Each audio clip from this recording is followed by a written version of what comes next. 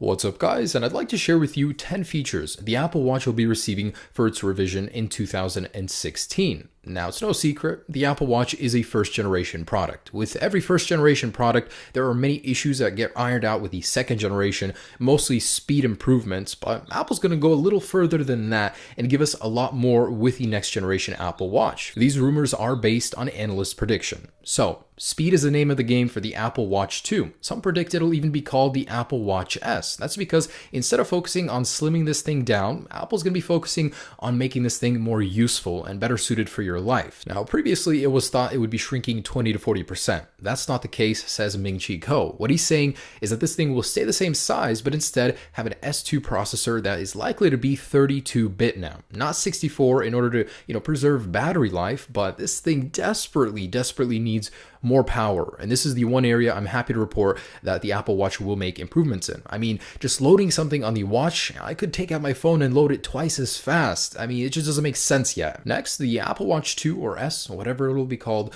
will be less reliant on the iPhone, meaning you can use it on its own, standalone, without an iPhone necessarily by you at all times. Now, just the other day, Apple actually came out with new guidelines for developers that make Apple Watch apps. They have to run natively on the Apple Watch without the help of the iPhone. So this is a good step in the direction that the Apple Watch 2 or S will take to be iPhone free. And in the next step to make this thing less iPhone reliant, Apple will be expanding the Wi-Fi capabilities, meaning you'll be able to do more things on the Apple Watch without the iPhone, such as text messaging, actually checking live weather data without the iPhone nearby, or even sending emails. And using this new Wi-Fi tech, you'll actually be able to locate a lost Apple Watch thanks to Wi-Fi tower triangulation. Really cool stuff. So just like on Samsung Galaxy Gear phones that have built-in cellular connectivity, they're using AT&T number sync. Basically, you can clone your phone number onto your watch and be able to get text messages and calls. The new Apple Watch will do this with a built-in eSIM capability. And remember, this is all possible without an iPhone nearby. The Apple Watch will finally be receiving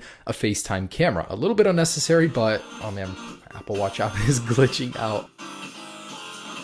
So yeah, a new camera will be included in the top bezel of the Apple Watch, so you guys can go ahead and use your watch to FaceTime someone. Why you would use your watch for this, I really don't know, because a camera on a phone is so much more comfortable instead of holding up your hand and doing it. I don't know. If you've been longing to FaceTime someone while rock climbing, the Apple Watch 2 is the watch for you. The Apple Watch 2 is a health-oriented device, so naturally Apple's going to want to expand on that subject, and with the Apple Watch 2, a new blood oxygen sensor could finally be activated. The current Apple Watch already has it, it's just not activated from stock. The technology finally could catch up to activate it. Now, if you're rich, but not too rich, but you want something nicer than a basic sport or steel Apple Watch, Apple is looking into more middle-priced materials for the Apple Watch, such as titanium, tungsten, palladium, and even platinum. Now, I personally don't think that tungsten will make it. I have a tungsten ring, and this thing is really brittle. I do have to take care of it. So there are new materials that Apple is working on, something beyond just aluminum and steel on the current Apple Watch.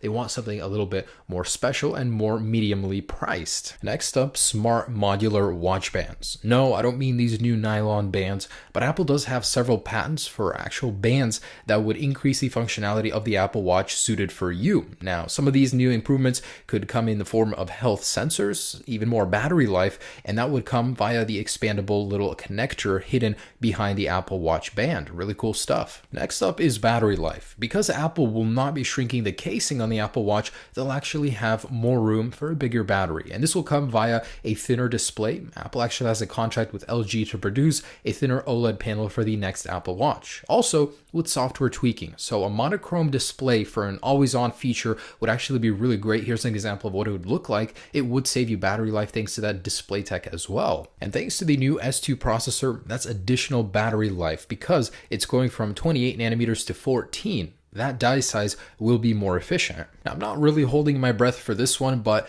the Apple Watch 2 has been rumored to receive further water resistance capabilities. Now, it won't be fully waterproof. If Apple were to upgrade the resistance whatsoever, it would just be higher resistance. Right now, it's rated 1 meter, so it's really not meant for anything more than just going in the shower and just rinsing it off under a stream of water or something. You're not supposed to go in a pool with it. With the Apple Watch 2, Apple could expand on that and make it more submersible. So you could actually go swimming with it and it will record that exercise. I think that's a much needed feature. And I put this one last because it is the least likely to happen. And lastly, please make it duck friendly. Okay, there's a lot of ducks in this video because everybody asks me to keep posting about them, but they're already so big. I mean, they grew so much in about a week. Off topic, sorry, but I thought I'd throw that in there. All right, guys, so that is the Apple Watch 2. I'm a bit excited for it. I still use mine, but the Apple Watch just isn't what it needs to be just yet. With the second revision, Apple will make a lot of improvements in the area it needs it most. Thanks so much for watching, guys. Stay tuned for any and all iPhone or Apple news. Peace.